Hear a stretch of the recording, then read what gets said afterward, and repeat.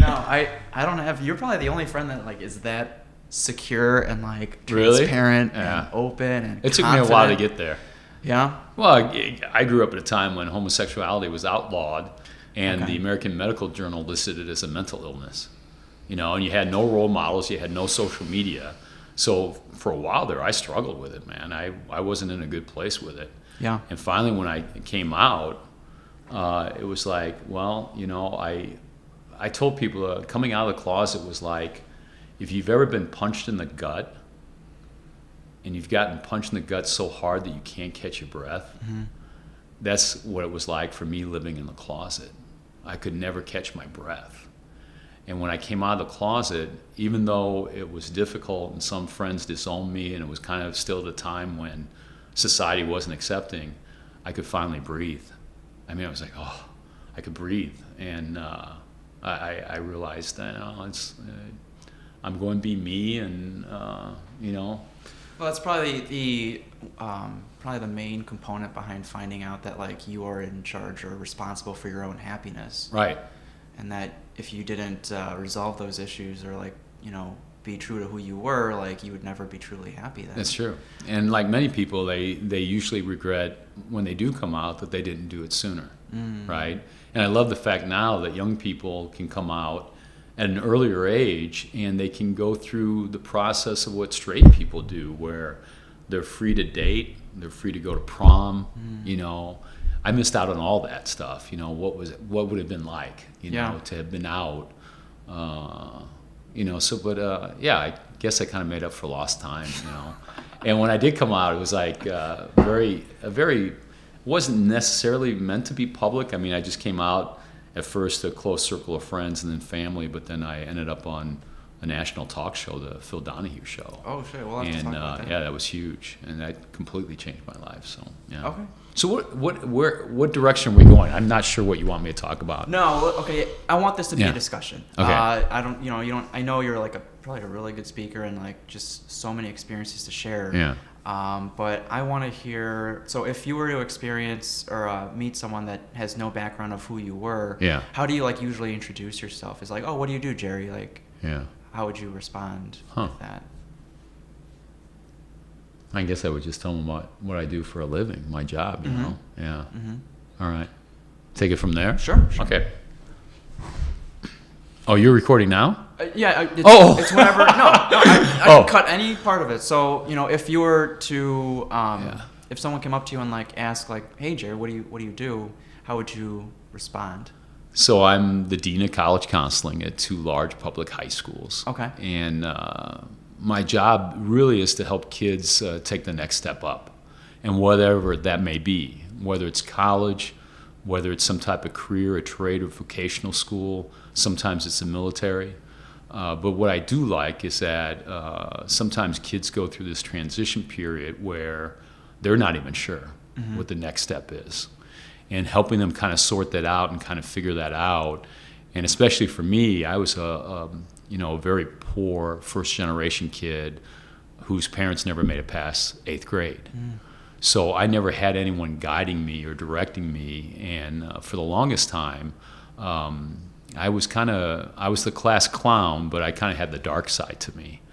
And I remember my football coach, when I was a sophomore in high school, take me off the side. It's like, Pope, what's up with you? And it's like, what? It's like, you're not doing well in school. And I was struggling, right? And I just broke down and cried. I said, I don't see a future. My family's poor. I just don't see a future.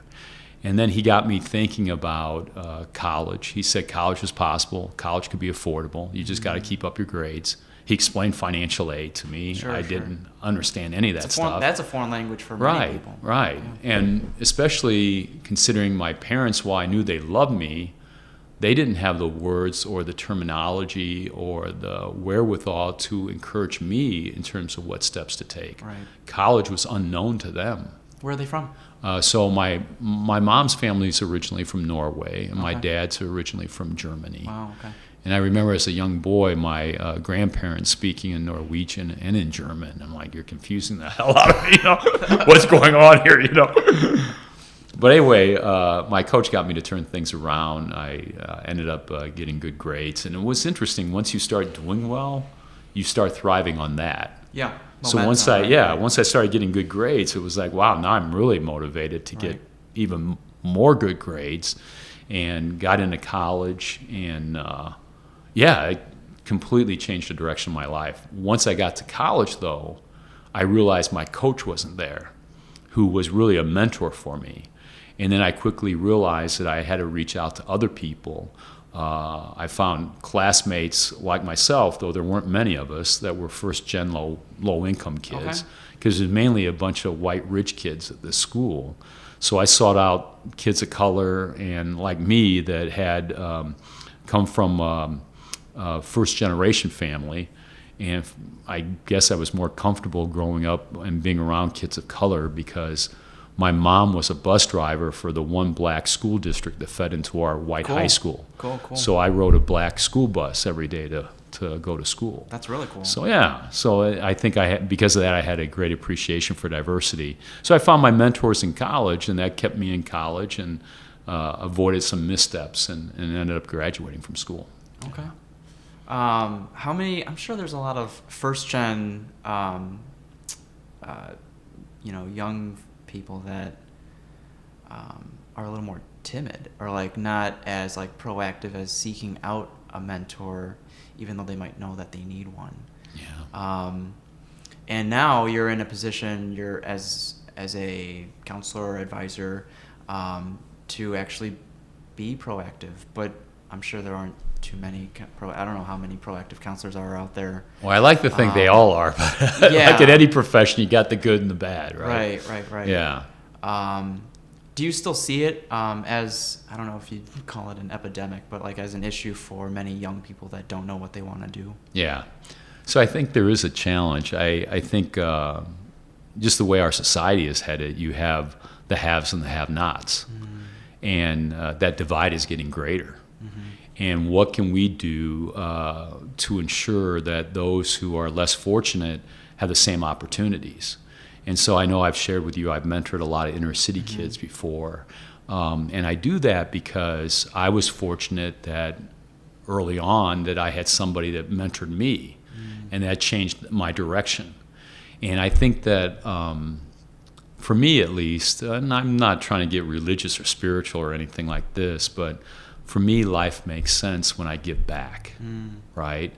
So when I'm giving back and I'm helping someone else, I feel better about myself, and I feel great when I see students taking another step forward. And so, and I do think I've had opportunities to go to other school districts that are well-resourced and predominantly white and wealthy. I'm not necessarily interested in helping them get their kids into Harvard, right? Right. What I like about my school district is so diverse, racially and culturally and religiously, social economic diversity. Right. We have about 40% of our kids that are free and reduced lunch. That, I feel like I'm kind of making a difference, that I can reach out to those kids, and because I can relate my personal story that, hey, I was a first generation kid. I know that, the words to use, because you throw out certain words that we're very used to for a first gen kid and their families, like what's a FAFSA, mm-hmm. right? Well, that's your financial aid form to get in there, but there's certain words that they're not going to understand, they right? Give up. That's true. Yeah, they shut down. Right.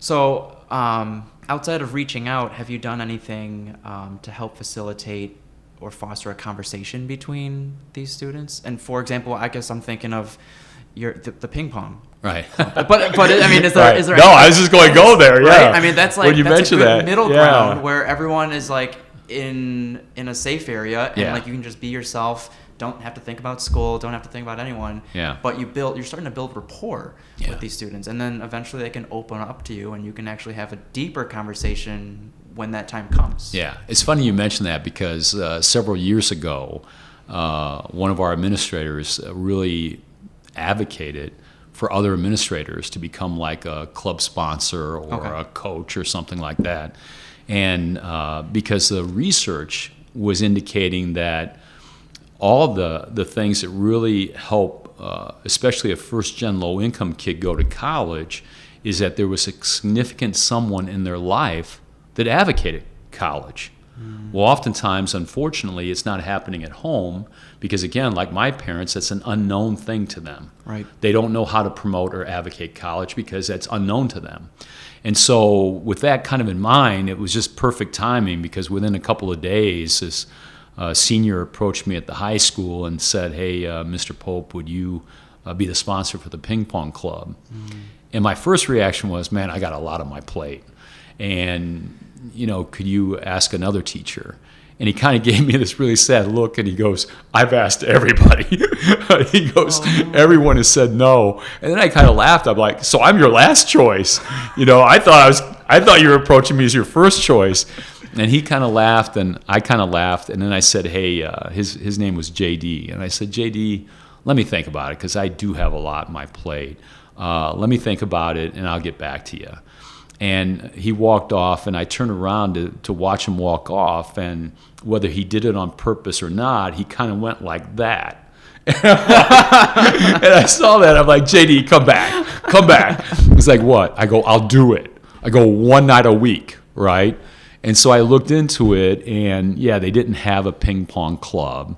We found 2 broken down tables in the basement of the high school, and we couldn't even use them, right? So we announced there was going to be a ping pong club. I kind of used my own money to buy a couple of tables and paddles and balls and everything else. And next thing I knew, we were playing every night of the week after school. And it just grew. We went from a handful of kids to where we had over 100 and some kids the first year. By year number 2, we had 15 brand new tables, and we had over 225 kids in the ping pong club. Wow. And later that year, we decided to make it a varsity team, and the following year, we took 3rd in state. And what was rewarding for me, and I've shared this with other teachers and administrators, was that I do more college counseling and more life mentoring during ping pong, right, and in the hallways of the high school than I do in my office. And you're right, and the research bears this out too. The building relationships with students, they see you as the fun ping pong coach, and I talk a lot of smack. I'm very good too. I talk a lot of smack, and I'm very good. I always tell them, any student that can beat me, I buy ice cream for everyone. Okay. So that's the goal, and I've spent a lot of money on ice cream. Sometimes I intentionally lose because I know they're hungry. Hey. But the conversations have been so rich and rewarding. And you see students, they see me in a different light, I see them in a different light. It actually allows students to approach me where they probably would have never had before. I was that administrator in a suit and tie in the fancy office that they didn't feel comfortable approaching. And what's interesting too is that as I've worked with different groups, and we have everybody in the ping pong club, the Assyrians and the Russians and the Mexican Americans and the Muslim kids and everything else, they all reach out to their communities, and they're like, hey, Pope's the guy to go to, right? If you need advice or any information on college, Pope's the guy to go to. And so that's been really rewarding, and it's been a lot of fun. And one of my students last year got a full ride to the University of Chicago. Wow. Now, he got there on his own merits. He's a phenomenal student. But it was kind of nice to help him along the way and help him negotiate that and navigate the way. And he got in a lot of different colleges, but he's not paying one penny to go to probably the most expensive college in the world. Yeah. So. No, I'm in the same boat. So I was first generation, and my parents, they didn't go to college here. And they had a very narrow view of what success meant to them, right? So I'm sure you still hear it maybe these days as well, but the parents push you towards maybe an engineering focus or a medical focus, and so you set yourself up almost to fail because it's like you get into med school or you don't, and you don't have any backup. Right. So did you have, with you being a first generation student, did you have someone that mentored you, or? No, and kind of did it all on your own. I don't want to, but I still feel like I fell into UIC, and the only thing that my dad laid out was like, go to state school. I can't afford to go out of state. But that being said, like I didn't take it upon myself to look at financial opportunities to maybe if I wanted to go out of state, right, to help me get there. Right. So, but again, a lot of that you would have been kind of unaware of, right? Yeah, it was, and ironically, sometimes out of state schools, universities and colleges are more affordable. Become cheaper after, right. So, but it's as easy as it is to like blame like the education system and whatnot, and gotta like take it upon yourself. So I definitely take blame for that, and not being as proactive as I should have been. But like those years, like those teenage years, and even while in college, I tell people that I didn't grow up until I graduated college. Right. I messed around a lot. I was a goofball in college and in high school. I was very misdirected, and I floated through high school and college to the point where I got by. I graduated. Right. But I'm not using my degree right now. Yeah. So with what I'm trying to do right now is to help, and I'm sure what you do every day is like to help point people, or to bring clarity to what they want to do, to help provide opportunities of what they could potentially do. I think it's interesting. I think a lot of first generation students like ourselves, we do have a lot of missteps, right? I've had a lot of missteps in life, and even after college, I've made some missteps. And looking back, I wouldn't change a thing, because sometimes it's those missteps that make us stronger, that make us wiser. And as I tell my students, I'm like, hey, throughout life, there's going to be times you have a misstep or two. Do you dig yourself a bigger hole, or do you dig yourself out of it?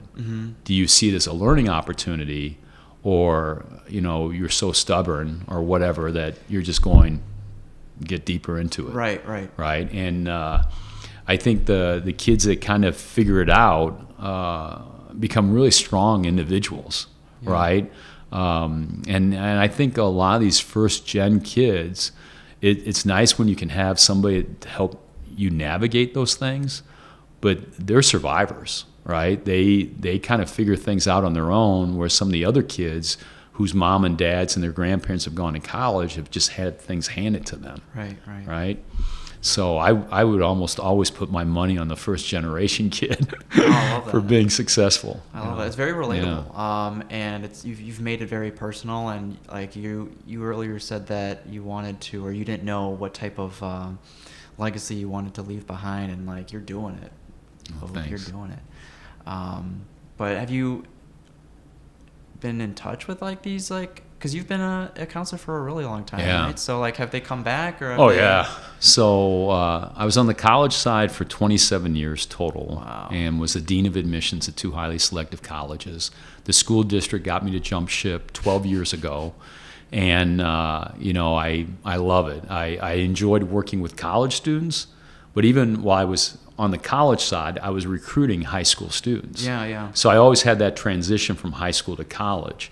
And now that I'm on the high school side, I'm helping my high school students directly transition to college or career or whatever. I have no regrets. I mean, I've really enjoyed all my years in the profession. I love the college side. I love the high school side. On the college side, it was really interesting. I worked at 2 small private liberal arts colleges. And I always lived within a block or 2 of the campus. And the students sometimes become your best friends and become like little brothers or little sisters to you. And I look at all those kids now. I've had the opportunity to stand up in 38 weddings, and I was best man in 9. That's gonna let you. It was pretty cool. Let you know something. And even now on the high school side, I would never expect this at 2 large public high schools, that you would develop such rapport with your students.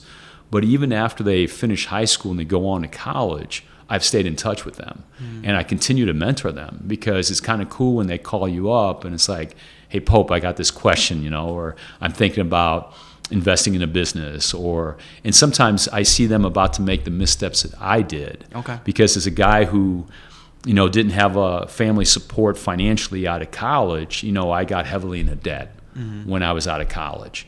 And again, first-gen low-income students sometimes have to, just to get by. Sometimes you're charging everything on a credit card just to feed yourself. Hoping that one day right? it'll pay off. Right.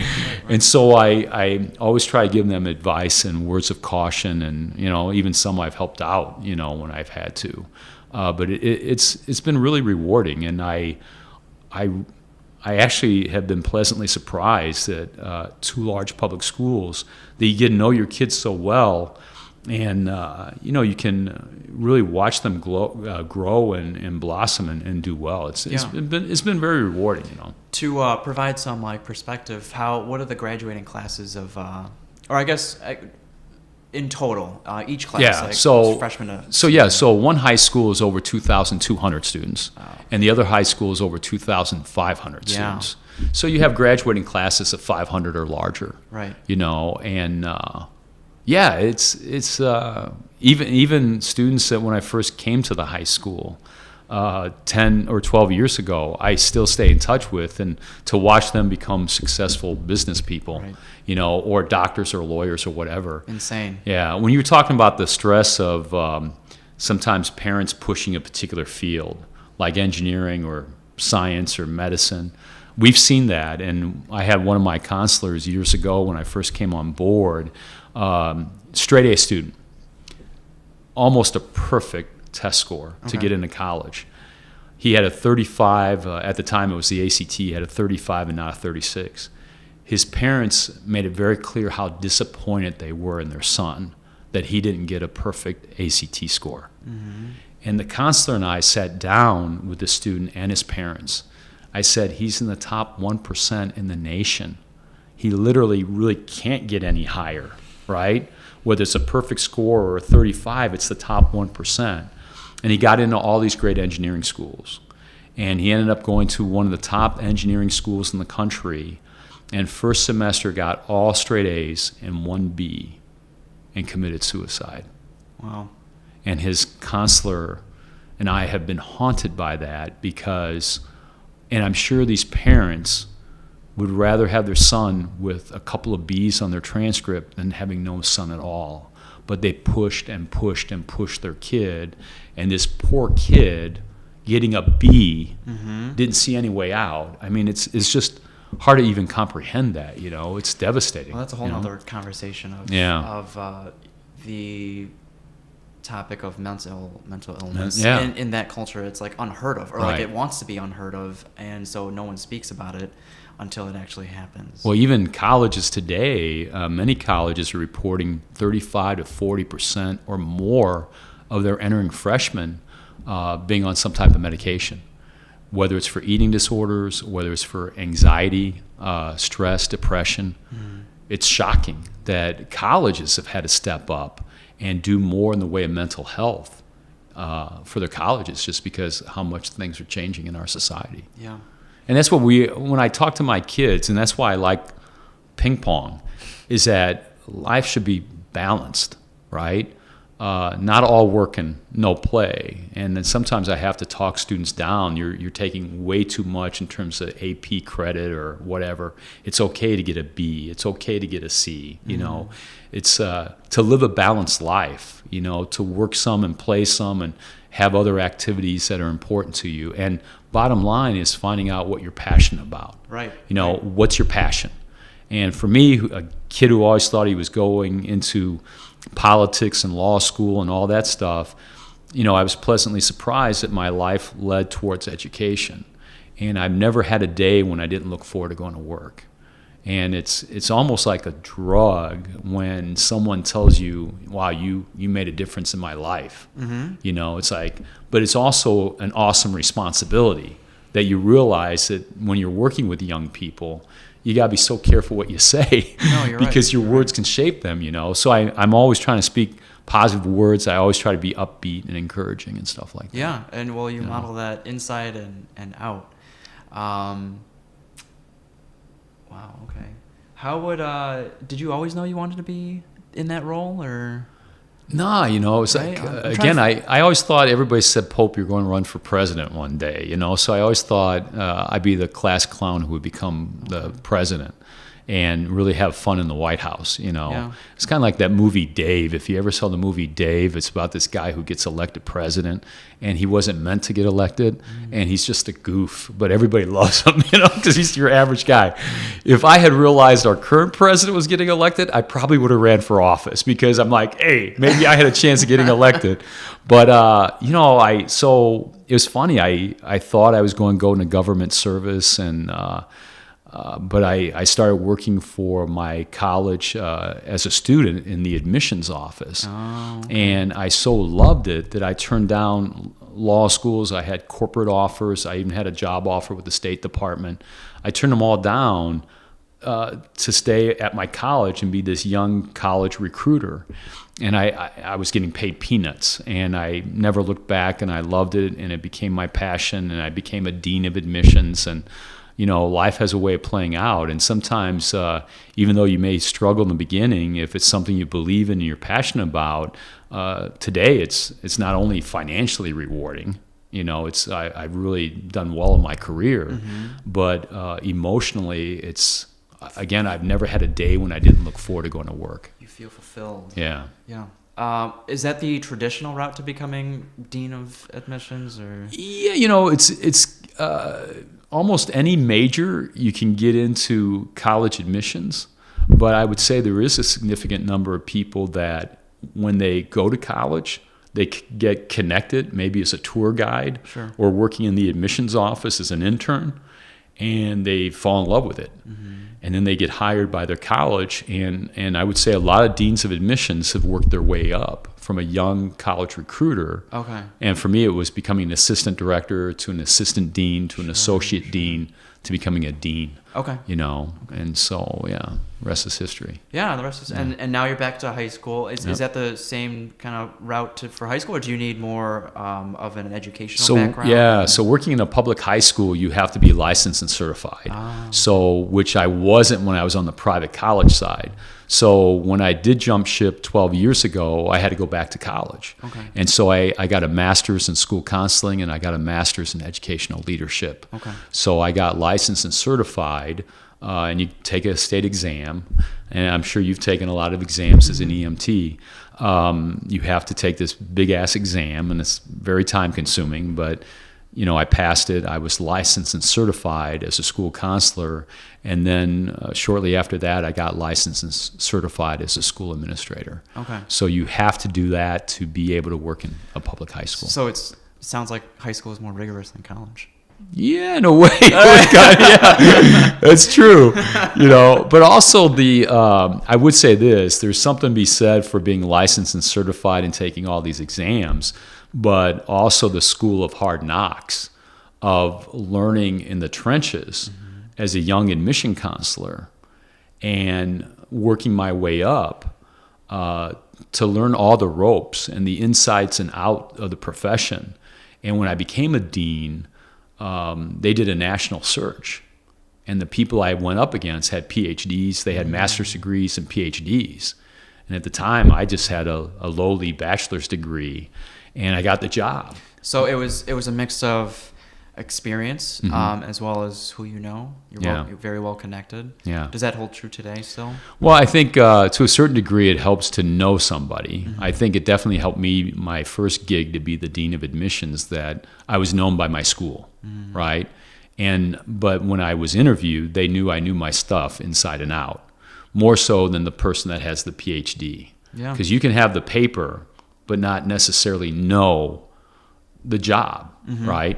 And but I will say today, and this is where I love kind of mentoring a lot of my kids who are first-gen low income, is that sometimes I can open a door for them. Because oftentimes to get interviewed by some of these companies, it is who you know.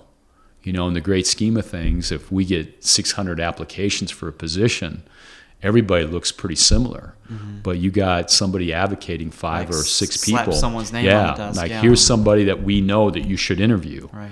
And if it's somebody that you know and you respect them, it's a pretty good odd I'm going to interview that person. So at least they got their foot in the door After that, you got to sell yourself. So there's a young man at my school that graduated from my high school that recently interviewed with a position for our high school. Sure. Hundreds of applications. And I just put in a call to one of the directors, and I said, hey, this is somebody really worth interviewing, a top student athlete, very self-motivated, a first-gen low-income kid who will relate to our students, right? They interviewed him, and he got the job. So he immediately called me and said, thank you, I got it because of you. I go, no, you didn't get it because of me. I go, I can introduce you. I can get you the interview. You got to sell them after that. Yeah. So he got the job all on his own. I might have made the introduction. Well, very humble of you, Jerry. Well, again, I agree. I mean, no, you can open doors for people, but they do have to carry on their own work. That's right. And he wowed them. Right. So while I may have cracked the door open, ultimately though he needed to win them over. Yeah. And he knew his stuff. So have you ever put someone up and they've let you down? Only once. For the number of people you put up? Only once, because when I go to bat for somebody, I totally believe in that person. And when I'm pulling in my contacts and I say, this is somebody I believe in, and that's true when I was interviewing people. When, as a dean, I would interview a lot of candidates to work in my office. And sometimes somebody that I believed in would call me and say, hey, Jerry, this is somebody you absolutely need to interview. And more often than not, that was a person I was wowed with. Because when people that you know that have the same values as you go to bat for a person, oftentimes, it's easy to say right? It's easy to say So the one student I really went to bat with was a student that interviewed with a local company and went in and didn't dress up, was 5 minutes late for the interview, and was basic stuff that I thought I didn't have to share with them. I'm like, hey, it's common sense that you would be there on time, and on time is 15 minutes before your interview, right? And it's common sense that you would dress up, and it's common sense that you wouldn't answer your cell phone during an interview, right? But even when I was the dean of admissions, I was interviewing a man in my office, a student, for a full tuition scholarship. And I had we had 10 candidates to interview. And we sit down, 2 minutes into it, his phone goes off. I'm like, okay, that can happen. Sometimes I forget to turn my phone off. And instead of saying, I'm sorry, and turning off his phone, he answered it. And then he kept talking. And it was clear to me that he was talking to his girlfriend. No! I'm looking around. I swear, I thought my staff was punking me. I thought I was being punked, right? And he continued to talk and finally said, I'm sorry, Mr. Pope, could you step out for a few minutes? So I'm interviewing him for a full tuition scholarship at my university. He asked me to step out of my office. So I step out. Oh, no! I immediately go to my secretaries and my team. My admissions team, and I'm like, you guys, you're punking me, right? This is a joke. And we're like, we swear, they were as shocked as I was. A few minutes later, he called me in, and it's like, I'm done now. And I sat down, and I finished the interview in 5 minutes. Now, most interviews would go an hour, right? And I told my team, we stopped recruiting this kid. No, he's not getting the scholarship, and we're not recruiting him. Now, he had already been admitted, right? So we just backed off from recruiting him. And we didn't enhance any scholarships. We didn't enhance financial aid, and we stopped recruiting him. And eventually his high school counselor called me and said, he's going elsewhere. And I said, I'm happy with that decision. And she's like, why? Because you were his number one choice. And I said, well, let me tell you what happened, right? And it's just a reflection on that person. It didn't have to be me. It could be anybody. And it's just common sense. It's like the young man that's all over social media, the Native American who was performing a chant. This morning. And this young man stood in front of him with his Make America Great Again hat. And the level of disrespect. And I know within my association right now, there are people communicating to find out his name to keep him out of college, or at least keep him out of their college. Because if that's the way you treat people, we don't want you at our school. Right? And so social media can be powerful for good things, and it can blow up in your face too, right? And so this young man showed, and his colleagues, his fellow classmates, and from what I gather from the story, even school officials that were chaperones allowed that to go on. And the level of disrespect, and I saw one of the quotes is like, maybe our Native American friends should have built a wall, right, to keep us out, right? Because look at what we've done to the country and what we've done to the environment and everything else. Yeah. Well, I don't believe in walls. No. And bottom line is, it's like people are afraid of what they don't know. Yep. The more you know, the less you fear. Yep. And I'm guessing in the case of this young man, he's at a school where, and I've done a little bit of research on this school, it's an all-white high school. His exposure to diversity, I'm sure, is very limited.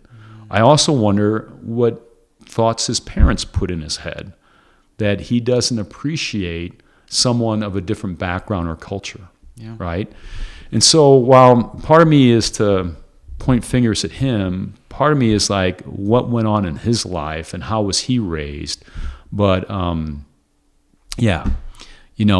people are afraid of what they don't know. The more you know, the less you fear. And going back to the club, like, have you seen that, like, from kids that come from different backgrounds, whether that's culture, socioeconomic background, or maybe even like gang violence? I don't know. Have you seen them like find common ground with people that they would have never thought to be related or related to? Well, in a way, I'm kind of fortunate. Our school is so diverse. Both schools are so diverse. We have 97 languages spoken at our high schools.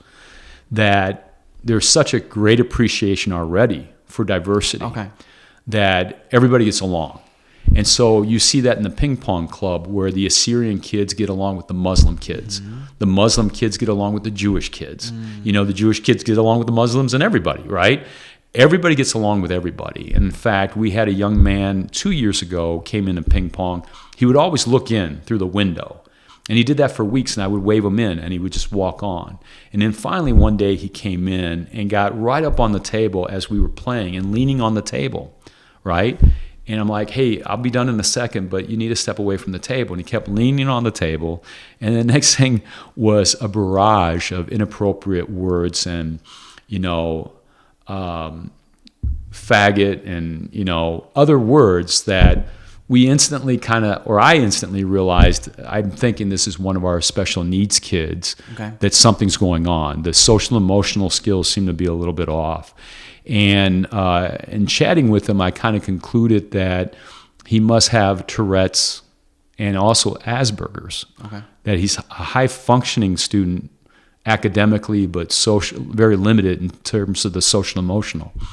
And I said, hey, come on, be careful not to use his name. But I said his name after I found out, and it's like, let me play in a game.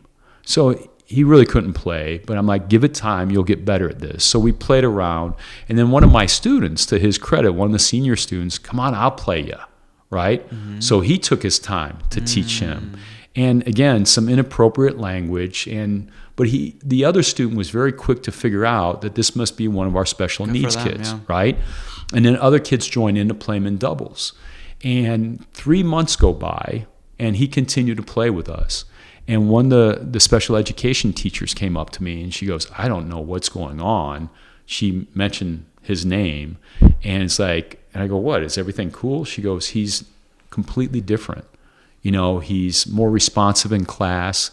He's interacting with everybody. It's like ping pong has changed his life, And I said, well, I think ping pong was an avenue that allowed for social interaction with other kids. And to give credit to our students who stood up, that said, here was somebody different that we need to embrace, and went above and beyond the call of welcoming him and making him feel like he was part of the team. Yeah. And completely, it's so cool to see. And I know that student is set to graduate this year, and his experience now with our high school is become a positive thing, where maybe before it wasn't, where he felt isolated and alone. And now he feels like he's got friends, and he's got kids in the hallway calling him by his name. And and the kids were quick to figure out that hey, this is somebody who could use our support. And where do you think that stems from? Those kids that recognize that? I think from being at a high school that welcomes diversity. Okay. Well, yeah. and not being afraid of differences, right? Yeah. But I think the school district is a very welcoming place because at a very early age you're exposed to so much, and we do have a significant special education population in our school. We have a significant ELL population where English is not their main language. We have a huge refugee population. We have kids that are undocumented. We have a significant Muslim population, a significant Jewish population, a lot of Assyrian kids. We represent all the world's religions and every race and color under the sun, and they embrace one another. And that's how our country should be. Because what's happening is that people aren't seeing the world as it is. They're seeing the world as they are. Yeah. Right? Yeah, right, yeah. It's not what's real that's our reality. It's what we perceive to be real that's our reality. Right. And so again, people that are afraid, that want to build the wall, they're afraid of the unknown. The reality is that if they took the time to get to know their neighbors that were different, because I'm guessing they live in a very similar community of people of the same religion and the same looks and everything else. But when they get outside that, and realize that whatever your race or whatever your sexual orientation or whatever your religion, people have the same wants and needs. Yeah. And that bottom line is we all want the same thing. We want a job. We want security. We want safety. We want to provide for our family and friends. And we want to be loved. Yeah. Something, be part of something bigger than yourself, kind of thing. And that's kind of where the that hashtag Habla Aloha came from. Oh, right. So in Cicero, and this is more like of a literal sense, but at the fire department in Cicero, it's primarily Spanish-speaking community. Right. And I would speak broken Spanish, so I would ask my partner, do you habla?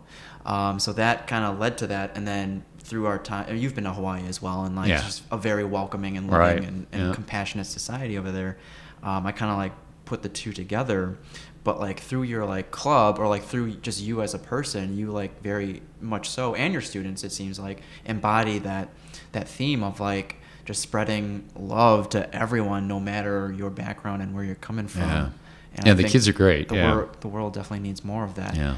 I just remember high school being a little more cutthroat and competitive. Well, we have some of that, which was it was diverse. But it's you guys. And then it sounds like you guys are doing good things. I think our schools are aware of what's going on in the world, and because we are such a unique and diverse community, it's almost like we go out of our way to protect one another. And in fact, shortly after the president was elected, and he imposed a travel ban from certain Middle Eastern countries, and it was clear that it was a Muslim travel ban, that it was targeting Muslims. And it was interesting that our Muslim students planned a march. But when they did their march, everyone was there. The Jewish kids were there. Okay. The Assyrian kids were there. Muslim kids were there. Christian kids were there. And they all held up signs saying, "We are Muslim." Wow. Right? And how powerful is that? That is very powerful. So, yeah. So what are your thoughts on religion in general? Well, I grew up in a very... I would say I grew up very religious. I was very involved in my church. In fact, I was a lay minister in my church through high school and college. And there was even part of me that thought maybe one day I would be a minister. But over time, I would say this. I would say I'm much more spiritual than I am religious. And I think, unfortunately, there are some people that are so focused on their particular brand of religion that they're not welcoming. Ironically, if we want to talk about Christianity in particular, some of these Christians that I've seen on social media are very unwelcoming, and yet Jesus welcomed everyone. Opposite. Right, exactly. Right? Yeah. Welcome everyone. Jesus would not be building walls. he would be tearing down walls, So I guess so much, what's the word? Hypocrisy with religion. I've met so-called religious people that are very involved in their church that we're not very kind. We're not very tolerant. And over time, that kind of turns you off to a formal religion. Well, like what makes one religion better than the other? I believe religion is great for creating values and structures for those that need them. And they definitely make a lot of people better people. But when you start thinking that you're better than someone else because of your religion or because you belong to a certain group, that doesn't fly with me. Well, I like to challenge people. I with all my friends and my colleagues, I'm always asking questions. And especially when it comes to religion, it's like, well, why do you believe what you believe? And it's amazing how many people can't answer that. Because it's been the way we've always been doing it. And why is it the way you've always been doing it? And for the most part, religion is where you're born or what family you were born into. It's not a choice. I grew up Lutheran because I was born Lutheran. I grew up a Christian because I was born into a Christian family. I'm sure if I was born in Israel, I'd be Jewish. Yeah. Depending on what country I'm born in or my location or whatever determines my religion. And so when I ask people, why do you believe what you believe? Virtually no one can answer that question. And that should be kind of alarming. It is scary. Right. But it also feels very limiting and confined to put a label on what you're believing. And when you say spiritual, like, that's cool because I don't know everything. There might be something at work, at play, like bigger than what we can comprehend through our five senses. Right. But to adhere strictly to one set of rules that who knows who wrote kind of thing, like, why? Yeah. Or some people make it their mission to spread their own religion across the world and believe that if you don't believe in my religion, well, you're going to hell. Right. It's my way or the highway, or you're going to... Really? Well, what about all the people you don't save? It's like... Well, and that's just it. I've seen a lot of Christians that, and I'll speak specifically on Christianity because that's where I was raised in, who are quick to tell people you're going to go to hell, right? But Lutherans, we study the Bible. When you're raised Lutheran, you really study the Bible. And because I studied the Bible, I know I frustrated my minister because I was always asking tough questions. And he found it pretty perplexing that he couldn't always answer them. Well, sometimes that's God's plan. You're not supposed to know this, But I said, why are there so many Christians that are quick to say you're going to go to hell when the Bible says the greatest sin is putting yourself in place of God and passing judgment on someone else, right? So if they truly, and the other thing I guess I'm perplexed by is that as you read the Bible, Adam and Eve had 2 boys. That was it. Adam and Eve had 2 boys. So how did the world get populated? Adam and Eve had 2 boys. Right there. Mic drop. Right there. Also, Jesus had an older brother, Joseph, from the same mother. So how is there a virgin birth? Who was the dad? Well, wasn't it God? Like God? Well, Jesus was born of the Virgin Mary. Yeah. But the Bible makes it clear that Jesus had an older brother, Joseph. Yeah. Right? Interesting, yeah. And I think they do document his father. Oh, really? But then Mary wasn't a virgin. Yeah, then. Right? So anyway, there's a lot of things that don't make sense, right? And so, and as I've gotten older, and especially when I was in college and after college, I started going to other faiths to see their services. And I've been to mosques, I've been to synagogues, I've been to Baptist churches, I've been to Catholic churches and everything else like that. And there is a very similar, themes that run through them all. Right?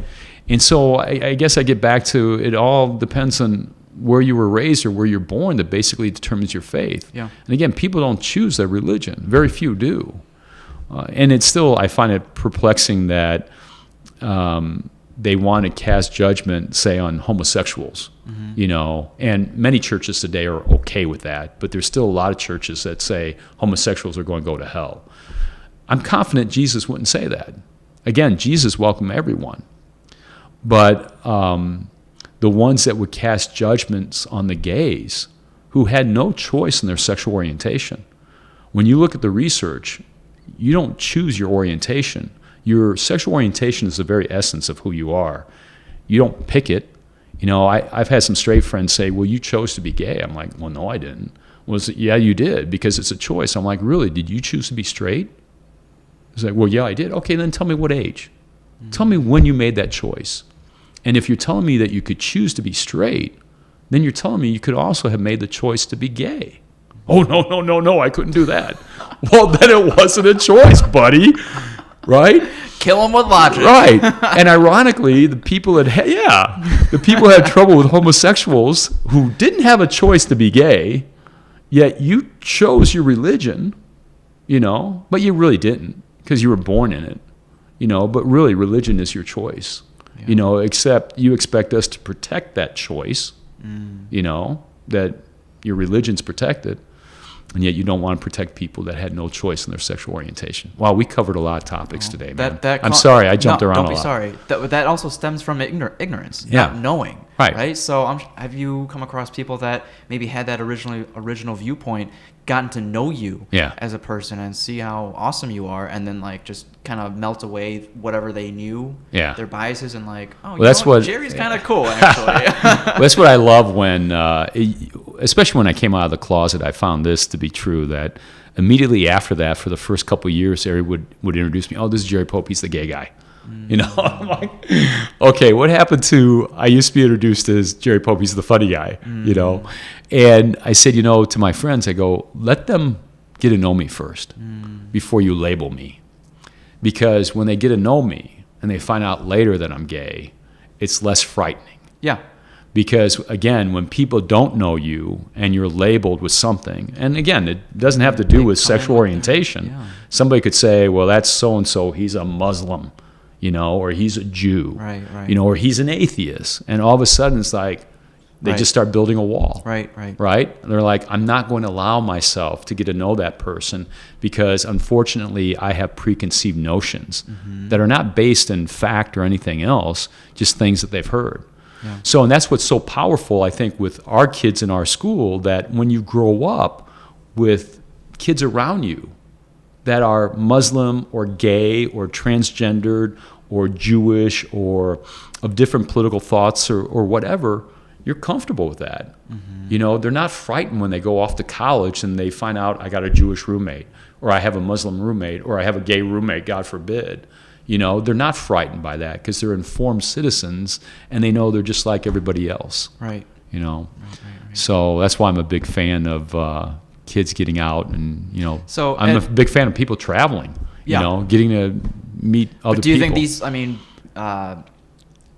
bigots, would they travel to places that? Probably not. Exactly, right? But you're right. Traveling usually does open the mind. That's right.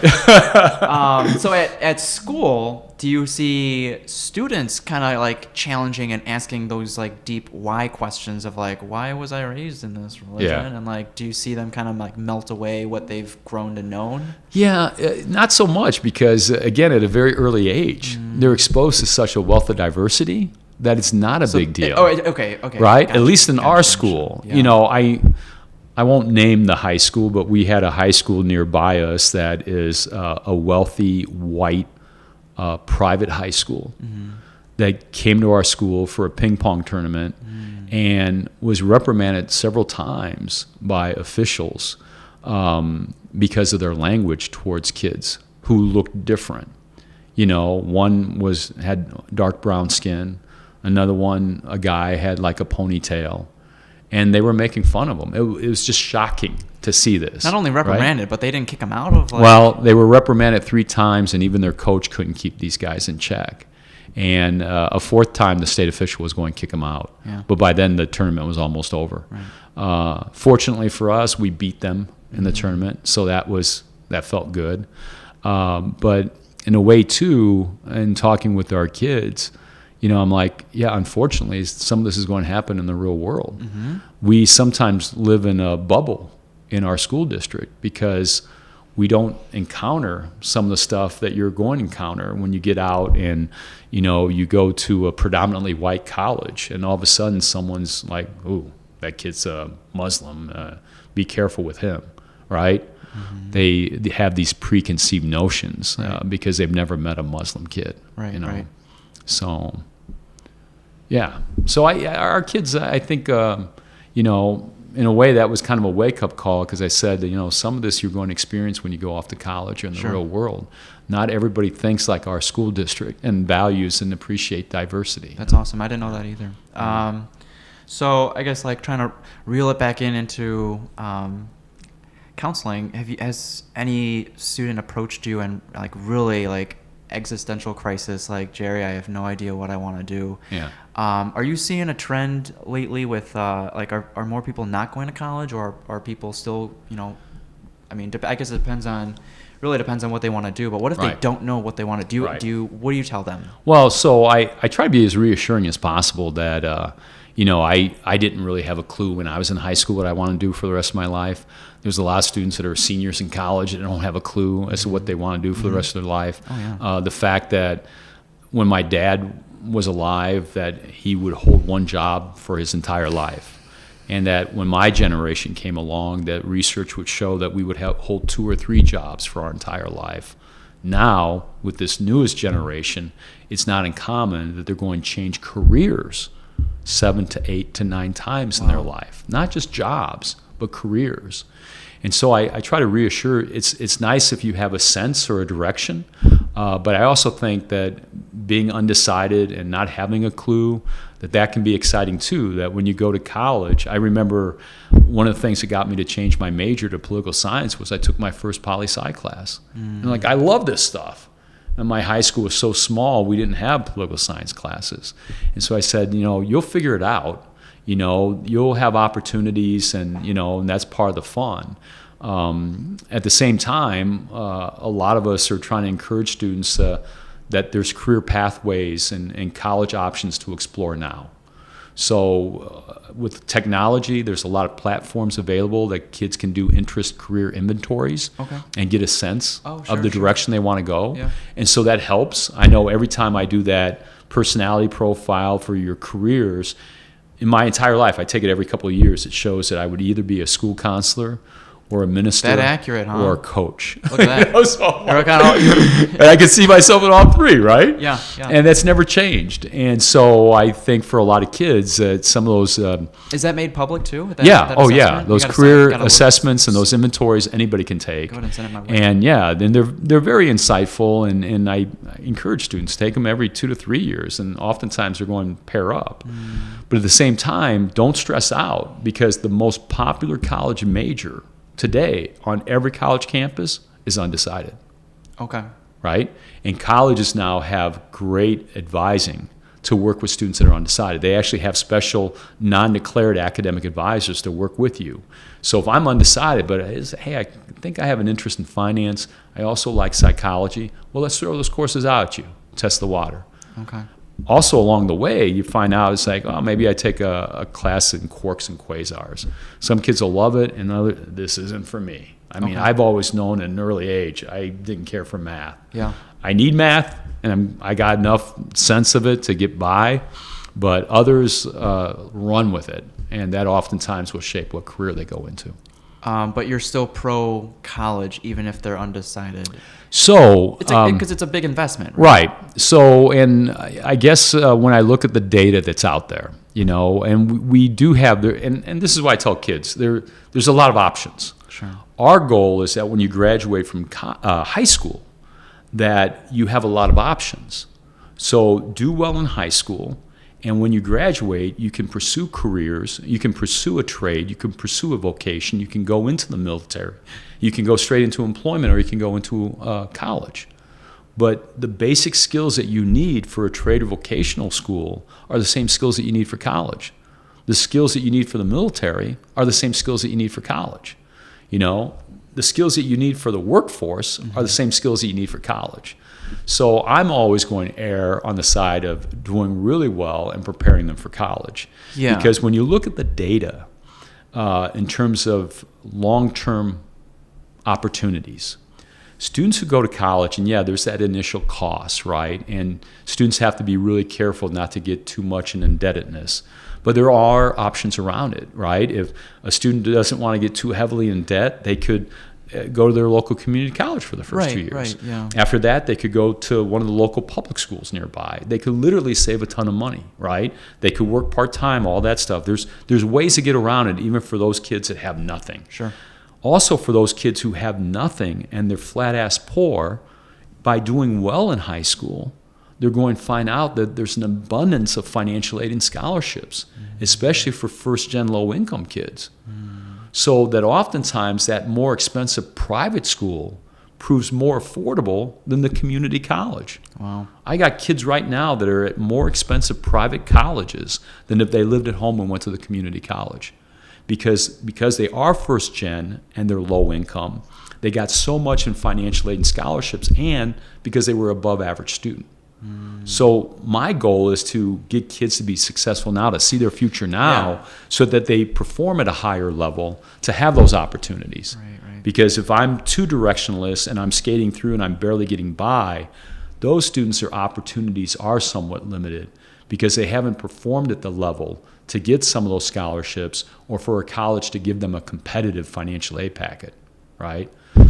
But when you look at the data in terms of opportunities for the college graduate, they survive downturns in the economy. They're more likely to be employed. They're more likely to have medical insurance. They're more likely to have dental insurance. They're more likely to vote. They're more likely to have gym membership, right? They're more likely to advance in their careers.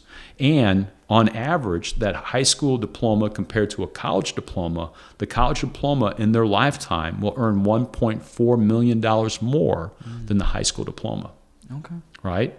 So the cost factor clearly benefits them by going to college. Yeah. And again, there are ways to save money for the student that's savvy and plans ahead, and get a mentor and work closely with their college counselor. That's always huge. It's like a mentor can save you from making mistakes that they might have made themselves. Right. And like I keep going back to this, but like kudos to you for being proactive and maybe reaching out to those students that might not reach out to you first.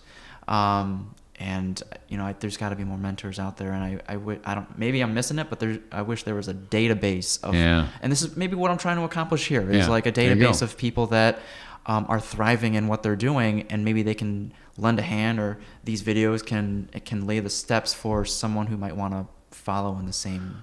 I think what's really exciting is that you see a lot of the kids that are first-gen low income that go to college and get their degree. I would put money on the fact that virtually every one of them become mentors. I'm convinced of it. I've seen it with the own kids that I've worked with. They go on to mentor others like them because they know there's a need for it. It's almost like they're driven by it. It's like, man, I had some challenges because of how my situation. I want to make it easier on the next round to come through. In fact, I took out a group of my students not too long ago. We had a nice lunch, and there was 10 of us, and everyone was first-gen low income. And one of the ones that just graduated and got a high-paying job with a law firm, one of the top law firms, he goes, I want to, in a few years, create a foundation that will benefit first-gen low-income kids. And every kid at that table said, I want to help you. Yeah. So they all get it, right? They get it. And they were fortunate that they had someone that mentored them. They now know that they want to go on and mentor someone else. So, it's pretty cool. Okay. I want to hear, so you told me a personal story earlier before we all started recording. I want to rehear that story of Joey. It's such a good story. It's so compelling, and I want to hear it again. So it was my first year as a dean of admissions, and I had met this young black kid from the city of Chicago, and he came to one of our special summer programs and clicked with us, and we clicked with him. Really neat kid. We found out that he had gotten into gangs at a very young age, and then got out of it when he realized his life was going nowhere, and he saw some of his friends dying. or getting hooked on drugs or whatever. So, getting in a gang, you get beat up. Getting out of the gang, you get beat up. And in his case, he was beat up and stabbed and shot. He moved to the south side of Chicago, created a new life for himself, rolled in high school. Fast forward, that's where we met him.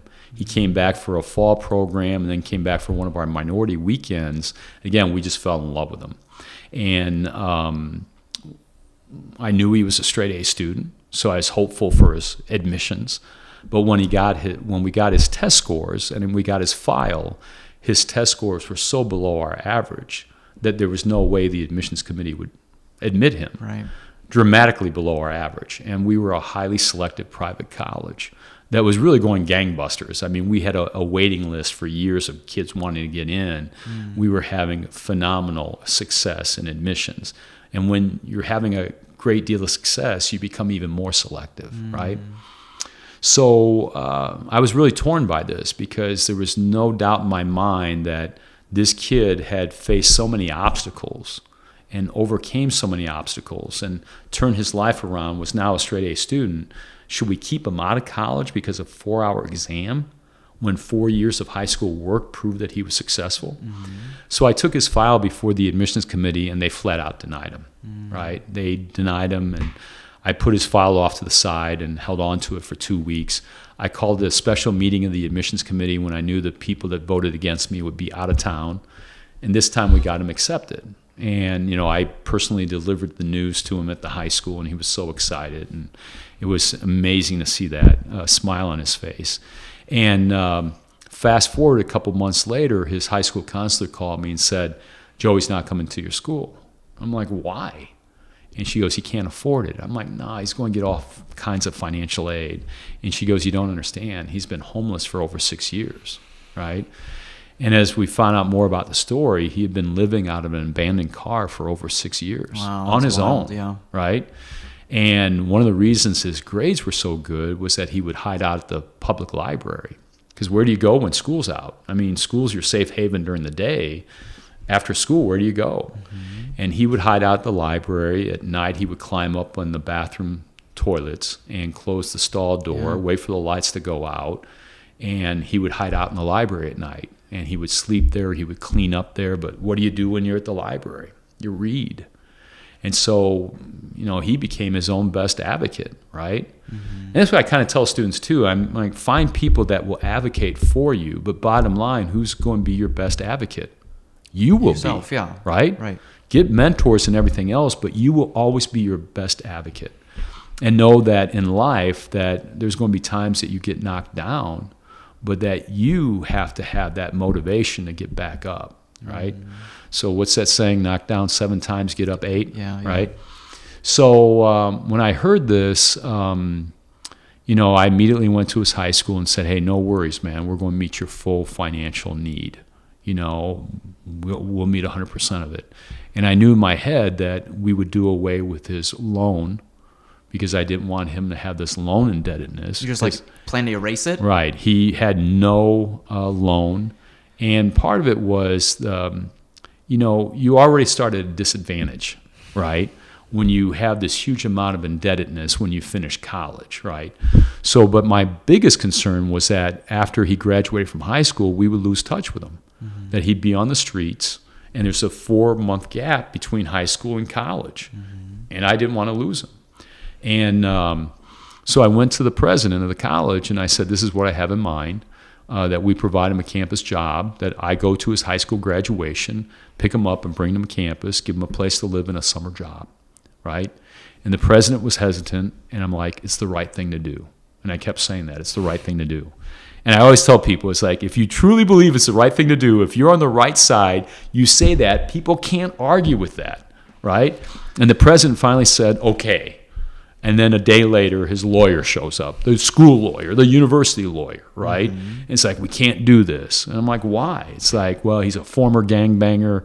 He's homeless. It's a legal liability because he's not officially enrolled. He's black." And I'm like, "What?" I'm like, what's the color of his skin got to do with it, right? And that's where I went off. But the hang up really was the fact that he wasn't officially enrolled until school starts in the fall, and he was underage, and it would become a legal liability. And we went back and forth and back and forth. I mean, literally screaming matches between me and the lawyer and the college president.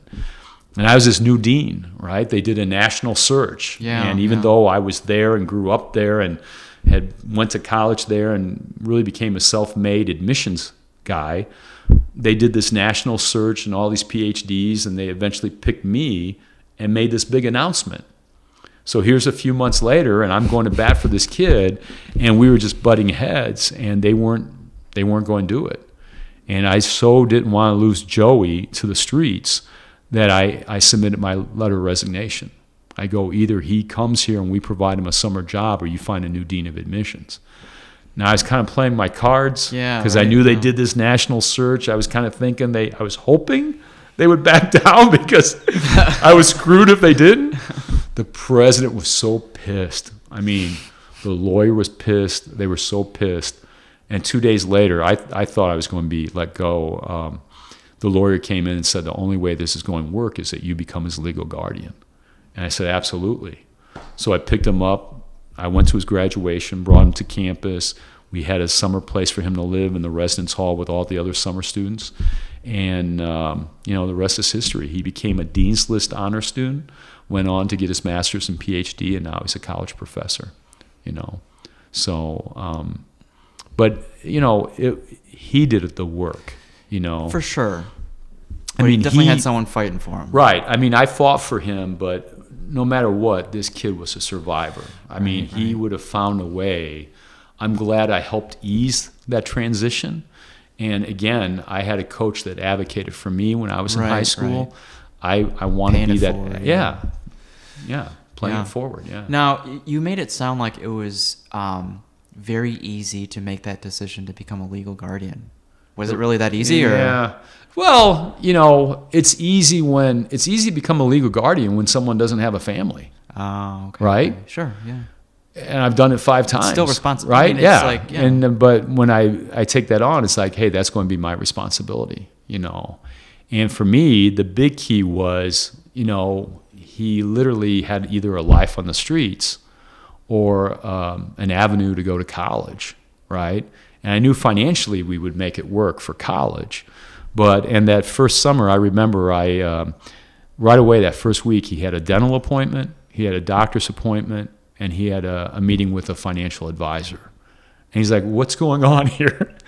And I go, well, I'm guessing it's a while since you've had a health checkup. It's like, yeah. Oh. And it's been a while since you've had a dental checkup. These are guys that I recruited to college that are now successful doctors and lawyers, and they're doing it pro bono. Wait a minute.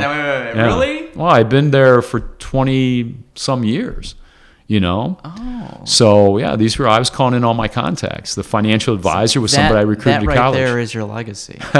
Seriously. Yeah. Seriously. You're gonna one day we're all gonna, die or get sick or whatever, and people that are treating you are the people that you helped raise. Yeah. Or maybe, or let's say you get pulled over on the street, for a traffic stop, you're Jerry? Well, I hope that's the case. So far, I've been pulled over a lot for traffic violations. I've never had a break. Never a break. Yeah, I need to recruit more police officers. But the financial advisor, he questioned that. He goes, why am I meeting a financial advisor? I go, because the day will come when you'll need to be making smart decisions. Mm-hmm. And that kind of starts now by being in college. Yeah. And while basically you're getting a lot of financial aid and scholarships to go here, we don't want you to get in any credit card indebtedness. We don't want you to be making bad decisions. And know that here's somebody you can talk to along with me. Mm-hmm. Because, I made those missteps. Again, sometimes you make decisions that you don't always have a mentor there all the time. Right. And I made some bad financial decisions out of college. And I didn't have a lot of resources, and my family didn't have much money. Mm. So I got in a lot of credit card debt. Mm. And I think a lot of us do, because that's how we it's just feed easy. Ourselves, right? And then you finally get to a point where maybe you're making just enough that, man, I need to start paying this off and getting ahead of the game, Right. So my goal is that if I can help make their lives a little bit easier by sharing with them some of my missteps, and hey, here's what you need to do, or here's what you need to know. It's like ultimately it's your decision. But, here's and again, the kids who parents and their grandparents went to college, they have that constantly, right. And they're not having to worry about paying for books.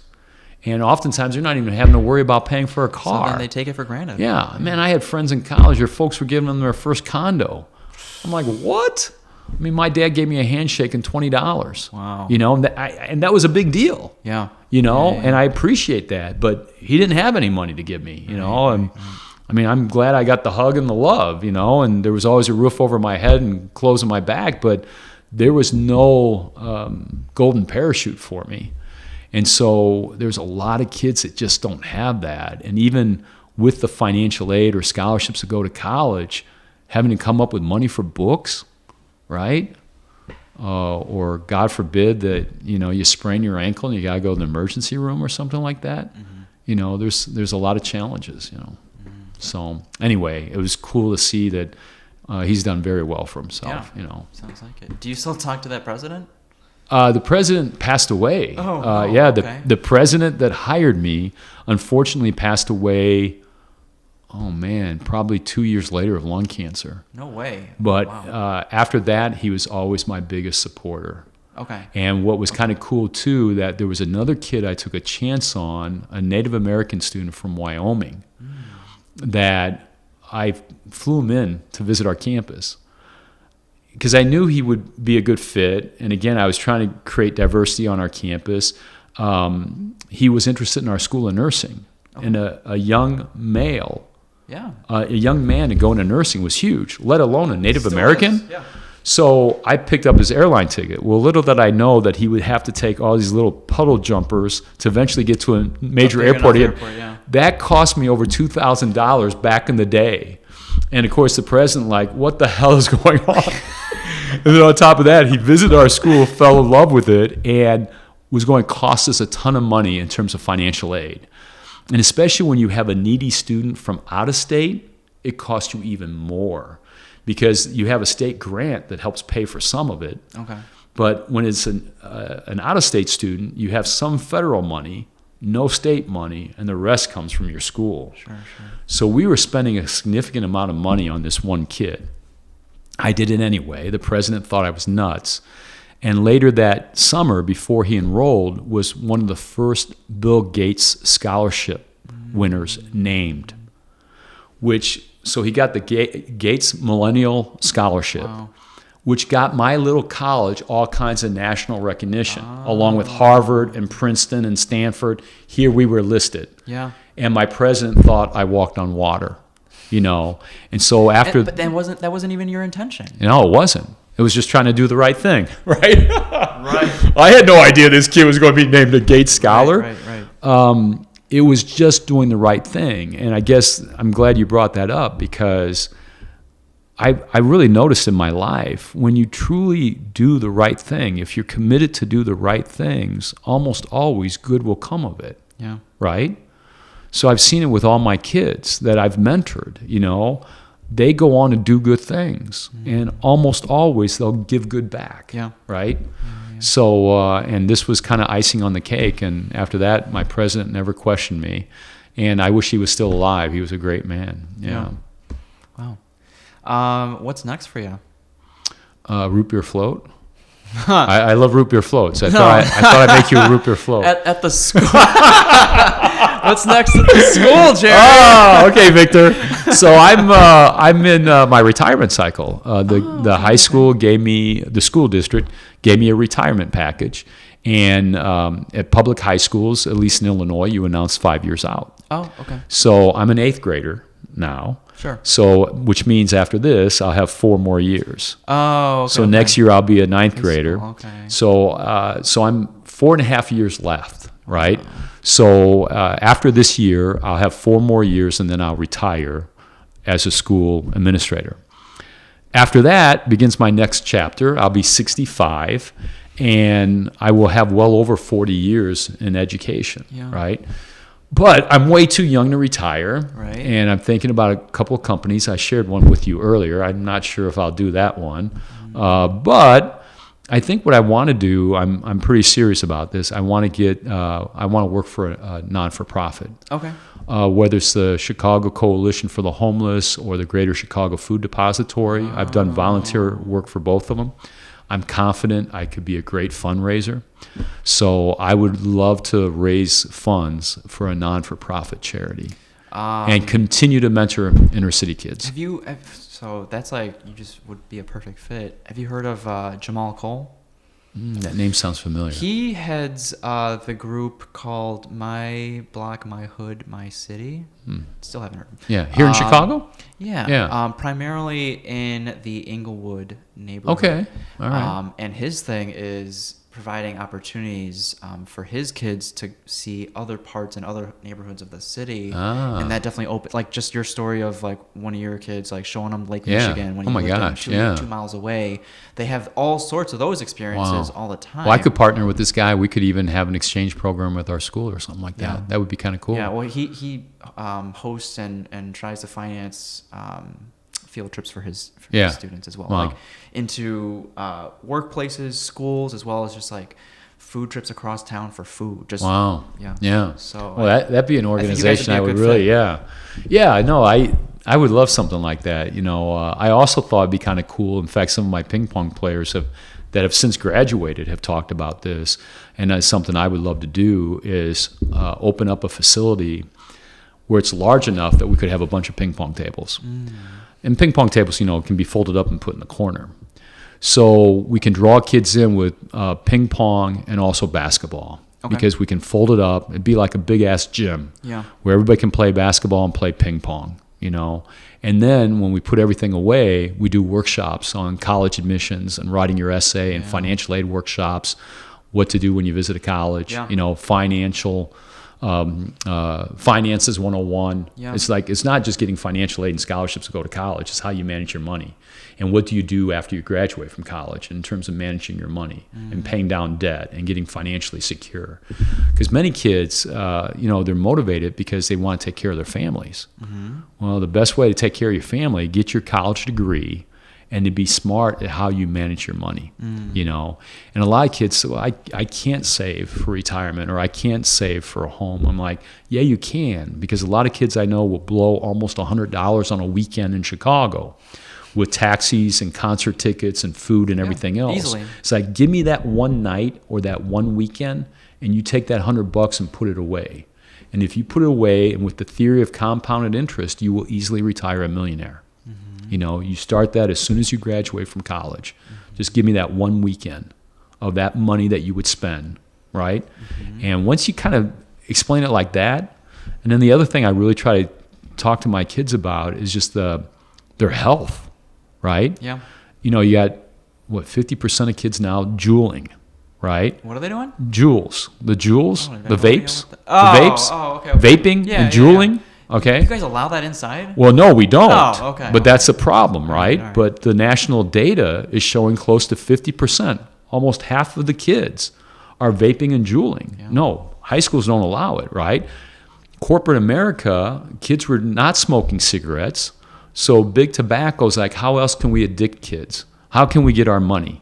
Let's find a new way, a catchy way of getting them addicted. Yeah. So now, one Juul is the equivalent of 10 packs of cigarettes. Oh my. The level of nicotine that they're putting, and plus these heating coils that they're using are giving off chromium and lead, putting in their bodies, poisoning them, right? So my thing is this, and when I talk to young people today, man, if you get out of high school or college and you buy your first car, and let's say you saved up and you splurge and you get a really nice car, maybe it's a sports car, I'm confident you're only going to put premium gas in it. And I'm confident you're going to maintain it and keep it clean and wash it and everything else. But you can always buy another car. You only got one body. And I'm amazed at how people pollute their bodies. You put things in, and some of them, they're polluting it just with junk food, the way kids eat today. And obesity in America is out of control. I mean, I see kids having trouble walking up a flight of stairs. They're taking the elevators. I'm like, this is crazy. You're 17 or 18, you should not have to take the elevator to walk up a flight of stairs, right? So how they eat and what they're putting in their bodies and how they're drinking and juuling and drugs and everything else, you get one body. And if you talk to anybody, I don't care how rich they are, if they don't have their health, they would give all their wealth to have their health back. Right, at the end of their life, yeah. Not even at the end of life. You could be 25 and have won the lottery. But if you're living with chronic pain, or you're told that your liver or your kidneys are giving out, you got lung cancer, that you were juuling or vaping and now you got cancer, I'm confident you would give every penny that you had to have your health back. Yeah. Right? And you see this now. You have kids in their 20s and 30s that are having major medical conditions because of how they're doing their bodies. Right? Yeah. And the other thing that's crazy, kids are, and even some adults, are averaging 10 hours a day on social media. Mm-hmm. Right? Mm-hmm. Give me 10 hours a day and devote it to a charity, or devote it to working, devote it to a good cause, a food bank. Oh my gosh, the things that you could create. Yeah. But yet 10 hours a day go by, and what do you got to show for it? Right? Yeah. So, I mean, with that being said, do you think you'd ever be interested in creating an app? Because people are going to be on their phones. Right. But that also helps enlighten and mentor. That's true. Like trying to that's a good point. Bring two worlds together. Yeah. Well, maybe we could partner on that, Victor. I'd be happy to. Yeah, because I know you're kind of taking the lead on that with your... Well, no. So with social media, I mentioned I run like 3 accounts. It is draining. And you have to put limits on it. Right. And make sure that every time you open the phone, like a friend told me, every time he opens the phone, he won't open it until he knows he has 3 things he's got to do on that phone. Because you can just go down the rabbit hole. Oh, yeah. Be on the phone for hours after that. Well, I'm guilty of it. I'm thinking I'm going to check my Facebook for 10 minutes. Right. And an hour later, I'm like, what just happened? So I have the app on the phone that shows how much time I spent. Yeah. I'm even shocked. Like, it just showed me the other day on Friday. I spent over 3 hours on it. Yeah. I'm like, how's that possible? But then I realized that sometimes with work, that I'm checking some of it's work related, For most students, I'm going to argue that it's probably not work-related, that it's more social in nature. But I have it with my boys or any of my friends. When we go out to eat, we put our cell phones in the middle of the table. I think you've probably heard about this. Yeah. Put your cell phones in the middle of the table. Whoever reaches for it has to buy dinner. Yeah. And trust me, they will never reach for their cell phone. It's always me buying dinner. But the best part is, we have rich conversations. Right. And almost always the guys will say, wow, this is cool. We've never talked like this, Even at home, yeah. Yeah, with each other, right. And parents are guilty of it. Yeah. They did a survey of 3rd graders in school. And they said, what technology do they like and what technology do they hate? And I think one of the things that they liked was the dishwasher, right? The thing they hated was the cell phone. Okay. And when they asked them why, it's like, Mommy and Daddy never have time for me. Yeah. How crushing is that? It was easier to, play this game and stop crying. Right. And go away kind of thing, yeah. But when they're trying to get Mom and Dad's attention, Mom and Dad are on the cell phone. Oh, that too. Right. Yeah. It's Mom and Dad on the cell phone. Yeah. And so when they shared that with their parents, a lot of the parents were like, all right, I'm devoting time to my kid. Awesome. Right? Okay. Because that kid's not going to remember when they grow up, all the time Mom and Dad were on the cell phone. They're going, it's the quality time I have with my parents. For sure. Yeah. For sure. I don't really have any more questions. Do you? I don't know. Like you're on social media, but do you want people following you, or where would you want people to find you? If I'm on Facebook and I'm on Snapchat. I love Instagram. I post. Sometimes I post quotes and I do a lot of selfies. And stuff like that. Well, you're a handsome guy, so your so are you, Victor. Your face should be out there. Like, hey, maybe I should ask you for a date, Victor. Okay, all right. He's cutting it off. Why are you blushing? No, I'm not. You're a good-looking dude. I'm flattered. Yeah. All right. Well, think about it. All right. Thanks for doing this, Jeremy. All right. Hey, it's a pleasure, man. You're a great guy.